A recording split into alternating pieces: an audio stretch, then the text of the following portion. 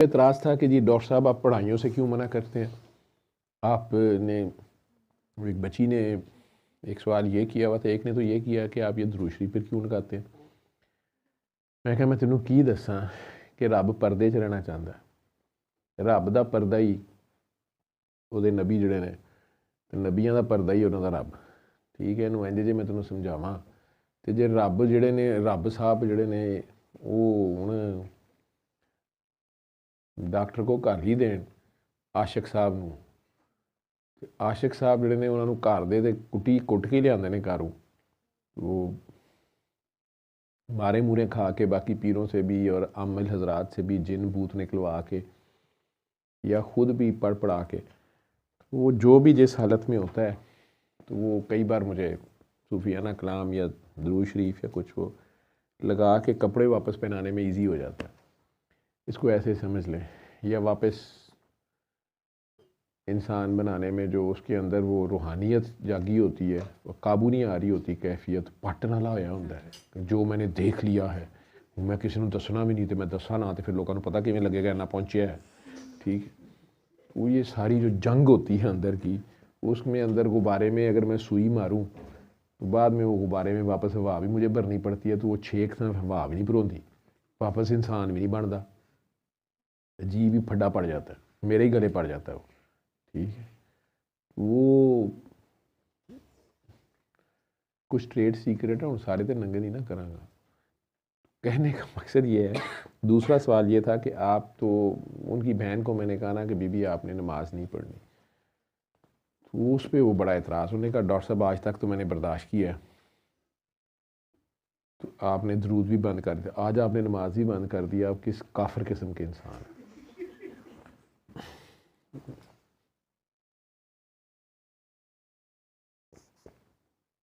इसका मुझे जवाब दें। तो मैंने कहा मुझे लगा कि ये तो कई नेट पे भी बैठे देखते होंगे या जो भी वीडियोस देखते होंगे, या इधर भी कई बैठे हुए, कमरा भरा होता है। वो पिछली बार किसी शख्स ने सवाल किया हुआ था ना कि ये कमरा भर मुसलमान भी तेरा गिरबान नहीं फड़ दे। ठीक है, वो बार बार मैं वाज़ेह करता हूँ कि ये एक हस्पताल है, डिस्पेंसरी है, इधर हर तरह के मरीज़ हैं, वार्ड है एक, किसी मरीज़ को ड्रिप लगी हुई है, किसी को टीका, किसी को सिरप, किसी को कैप्सूल, किसी को तसल्ली, किसी को डांट, किसी को गाली, किसी को आप बहुत प्यारे हैं। वो डॉक्टर है, उन्हें किसी तरह से दवाइयाँ देनियाँ ने, किते तो एक्शन होएगा तो किते रिएक्शन हो जाएगा। ठीक है, फिर उन्होंने भी सामना, वो भी डॉक्टर की जिम्मेदारी, कैफियत तारी हो गई थी। ये भी इल्ज़ाम लगा कि ये कैफियत आप ही तारी करते हैं। एक मरीज़ ठीक हो गया, कहता है ये मैं तो पहले बिल्कुल ठीक था, ये आपके पास ही आके मुझे कुछ होता है। मैं कहा जी तुहानू मेरे को लैके कौन आया सी? कहने घर वाले पता नहीं क्यों लाए थे। घर वाले ने पूछा, मैं कहा जी ये की कह रहे हैं, इन्होंने दसो इन्होंने क्यों? कहते डॉक्टर साहब कोई गल ना करियो, शुक्र है इनू याद ना करायो। मैं कहा इनू याद ना करो तो मेरे गले पैरी, कहते तुसीं सांभ लो, मैं ही सामभणियां ने। काकियां तो बंदा खुशी खुशी सांभ लैंदा, ते काके कौन सांभे। ठीक है, तू काका जेड़ा नहीं डबल डैक करे। तो खैर,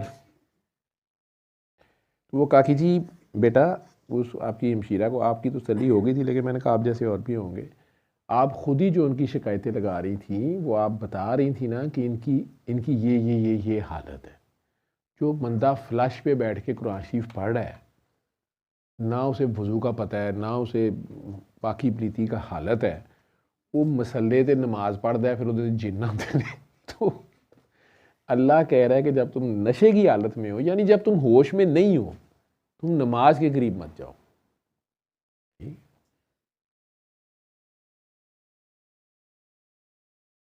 और कई दोस्त ऐसे होते हैं कि वो अपने दोस्त के साथ शदीद मुखलिस होते हैं। दोस्ती की पहली रिक्वायरमेंट है इखलास। आशिक मशूक नाल बड़ा मुखलिस होंदा है, फोकस्ड। मजाजी आशिक मशूक ही हो। ठीक है, उन मशूक दी घर दी वो गेट से खलोता दी अचानक बिजली खराब हो गई, चले गई है, वो गई पिछू वापड़ा दी पूरे महल्ले दी। आशिक हुरी ते वैसे खलोते सन, वो हुण बाजी दे उत्ते कशका पाउण लई फट खंबे ते चढ़ गए। नमाज तो उन्होंने कायम है,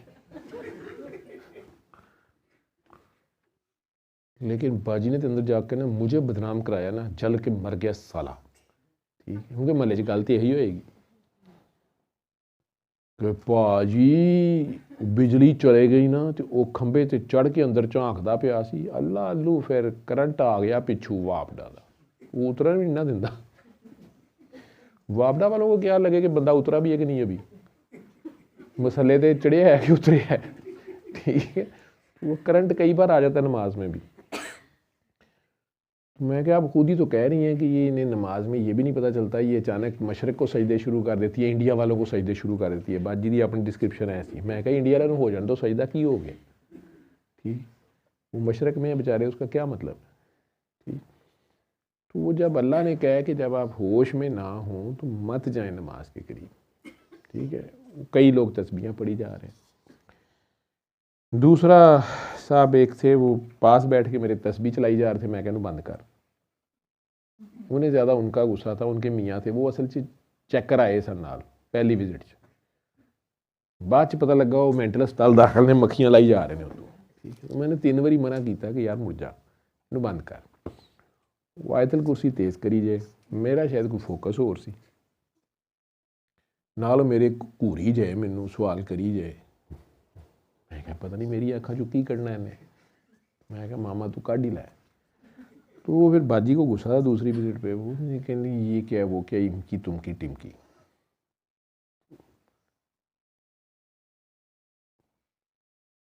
मुझे याद है सरकार ने खुद नमाज पढ़ा रहे थे, उन्होंने काकी जी को मैंने कहा था कि बेटा, कई बार कहा जाता है किसी बुजुर्ग की साहब मार्फत की महफिल में बैठो तो उसे अपना जिक्र ना शुरू कर दो, वो जिस फोकस पे खड़ा है वहाँ खड़े हों, आम जुबान में जो समझाया जाता है।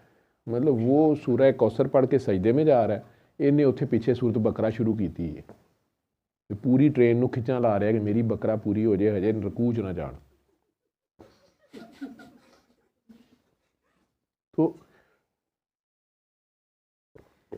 सरकार की फिक्रे गौर कर लें उनकी बात पे कि आपने इस्लाम फेरने के बाद कहा कि यार आप में से कौन पढ़ रहा था, यानी जब सरकार जो पढ़ रहे हैं, सरकार जब आगे अल्लाह से बात कर रहे हैं, या इमाम आपका आगे पढ़ रहा है, तो आपने पीछे नहीं पढ़ना होता, आपने सिर्फ उसके साथ सजदा रुकू सलाम फेरना होता।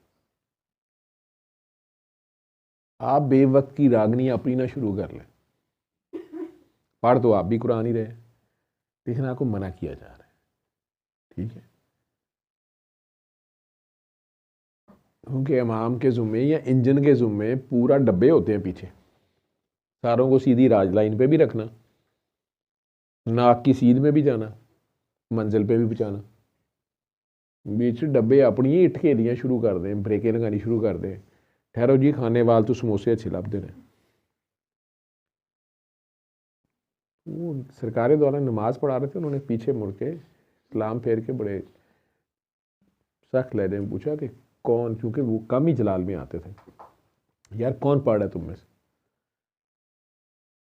कोई भी नहीं बोला, डर भी जाते थे सारे। आपने कुछ तौक़ुफ़ के बाद थोड़ा कंट्रोल सरकार का बहुत था, थोड़ी देर बाद उनका जो फ़िक्रा है ना, उसमें सारी बात है। तो उन्होंने कहा यार तुम लोगों को क्यों समझ नहीं आती, मेरे पे बोझ बढ़ जाता है। इसी तरह कुछ लोग जो हैं वो अल्लाह मियाँ की जो भी पहचान या समझ आती है, वो या गलती गुनाह हो गया, इस्तग़फ़ार सिर्फ इस्तग़फ़ार पढ़ते रहने को समझ लेते हैं, गलती फिर वही कर रहे होते हैं। वो इस्तग़फ़ार तौबा कर मतलब ये है यू टर्न, आप वो चीज़ अब नहीं दोहराएंगे, और साथ आप माफ़ी भी मांगेंगे जो मेरे से हो गई है गलती, उस पर आप शर्मिंदा रहेंगे, शर्मिंदगी तो आप। लेकिन अगर आप वही काम करी भी जा रहे हैं, फिर आपने इस्तग़फ़ार को भी मजाक बनाया हुआ।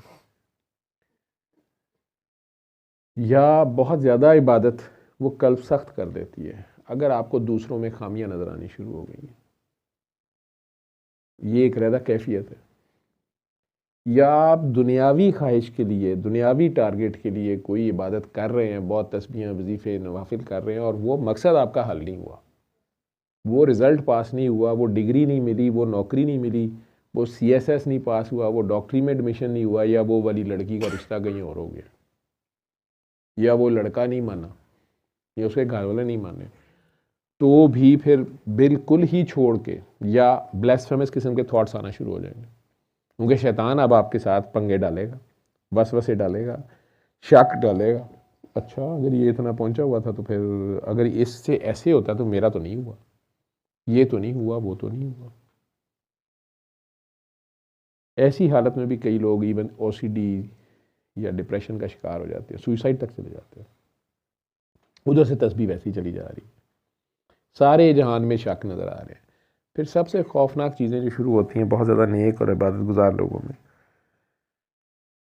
कई बार वो कहते हैं कि डॉक्टर साहब मुझे नींद आ जाती है नमाज में ही, या कोई भी पढ़ाई करते हुए, या सूरह रहमान सुनते हुए। डॉक्टर साहब हमारे घर इतना गोश्त आ गिरा, खून इतना ज़्यादा गिरा, इतने छट्टे आ गए, जानवरों के बाड़े में गिर गए, जानवर, भैंस मर गई, फलां मर गया, तकिए में से 50 तावीज़ निकल आए।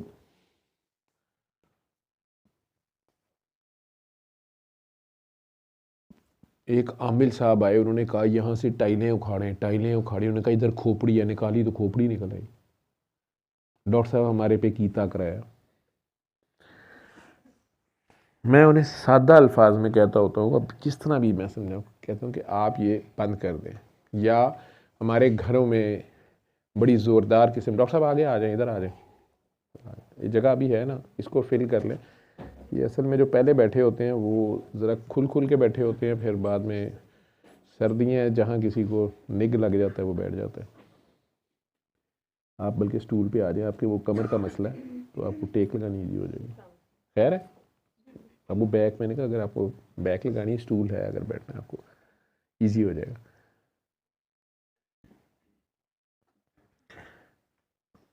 तो उन लोगों को भी अगर मैं कहता हूँ कि आप ये बंद कर दें, अपनी तस्बीहां, वजीफ़े, पढ़ाई, आप कुछ अर्सा चलें, हफ्ता बंद कर दें, मुझे गुनाह होगा। ये जो आपकी छत पे आवाज़ें आती हैं, जो धड़धड़ाहट शुरू हो जाती है, शीशे बजना शुरू हो जाते हैं, टूट जाता है शीशा, या जानवर डर जाते हैं, या खुद आप डर जाते हैं, या घर में बच्चे डर जाते हैं। बल्कि ऐसे केसेस हैं मर्द भी डर गए जो कह रहे थे कि मैं मानता ही नहीं किसी को, असी नहीं किसी को मानते, वो बेचारा भी चीका मारदा घर दौड़ गया। बीबियां बुलांदियां रह गई ने, खैर है अबू, खैर है हम तो हैं ना। अबू ने कहा हाजा तुसी भी जुड़े लो। वो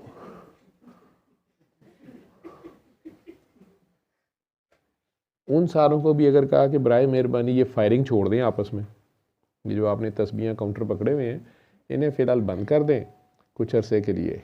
और नजमा जी आगे आ जाओ, जगह है ना आगे। आप इतना कर लेंगे तो आपको इजी हो जाएगा। और रिज़ल्ट आ गए वही जिन भूत जादू, और अपने रिश्तेदारों को माफ़ कर दें, दिल साफ़ कर लें, तो बहुत ड्रामेटिक किस्म की चेंजेस आ गए।